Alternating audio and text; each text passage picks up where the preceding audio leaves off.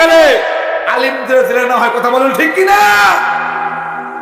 আর নবীকে গালিগালাজ করলে মন্ত্রিত্ব বাড়ে, কথা বলেন ঠিক কিনা? আফসোস, যিনি এই বাবরি মসজিদ প্রথম ভেঙেছিলেন, যে যুবক,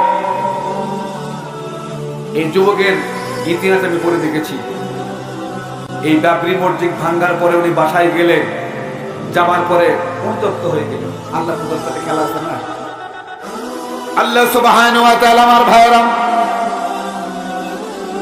আমার আপনার যিনি রব, যিনার কাছে আছে হেদায়েতের সুবাণী, হেদায়েতের যিনি ভান্ডারী, যিনি কান্ডারী, যিনি আমাদের রব, ওই যুবককে এমন একটা নিদর্শন দেখা দিলেন, পরে ওই যুবকটা কালেমা নিয়ে আসলেন। বলুন আলহামদুলিল্লাহ। আল্লাহ দরবারে তওবা করলেন, হায় আল্লাহ সুবহানাহু ওয়া তাআলা, আমি তো কেবলমাত্র একটা মসজিদ ভাঙার জন্য ষড়যন্ত্র করেছি।